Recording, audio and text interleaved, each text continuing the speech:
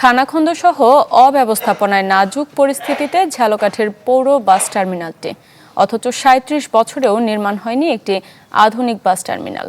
ফলে নিয়মিত ভোগান্তি নিয়েই চলাচল করতে হয় যাত্রী ও চালকদের। দেখে কিছুটা গ্রামের মাঠঘাট মনে হলেও এটি ঝালকাঠি জেলার পৌর বাস টার্মিনাল। খানাখন্দ আর অব্যবস্থাপনায় দিনের পর দিন বাড়ছে ভোগান্তির মাত্রা।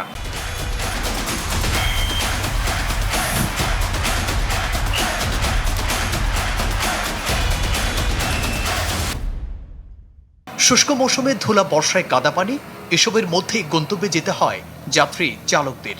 আমরা যখন গাড়ি থেকে নামি তখন এই বৃষ্টির পানি আমাদের কাপড় চোপড় নষ্ট করে এবং আমাদের শিশু সন্তানদের নিয়ে গাড়ি থেকে নামতে যথেষ্ট কষ্ট হয়। পুরুষ মহিলা টয়লেট নেই। তারপর এখানে যদি কেউ টিকিট কাটতে আসে, যদি বর্ষার ভিতরে কাদা ভেঙে টিকিট কাটতে হয়। যে নোংরা পরিবেশ, এই পরিবেশে বাস টার্মিনালে বর্তমানে যাত্রীরাও আসে না। এর কোনো পরিবর্তন হয় না। যাত্রীর ভোগান্তি, আমরা মেকানিক আমাদের ভোগান্তি, ড্রাইভারের ভোগান্তি। সরকারের দাবি আমাকে টার্মিনালটা যেন হয়, ভালোভাবে যাত্রী চলাফেরা করতে পারে। বাস মালিক শ্রমিকদের অভিযোগ, প্রতি বছর কর পরিশোধ করে মিলছে না কোনো সেবা। একটি আধুনিক বাস টার্মিনালের প্রস্তাবনা থাকলেও অনুমোদনের অপেক্ষায় কেটে যাচ্ছে দিনের পর দিন।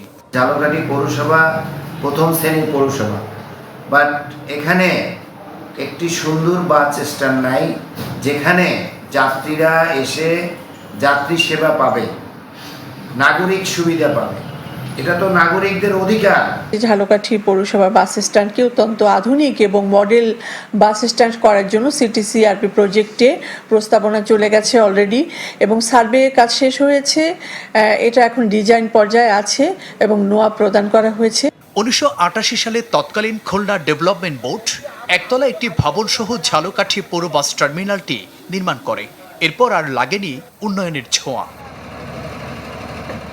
Desk report, channel 24।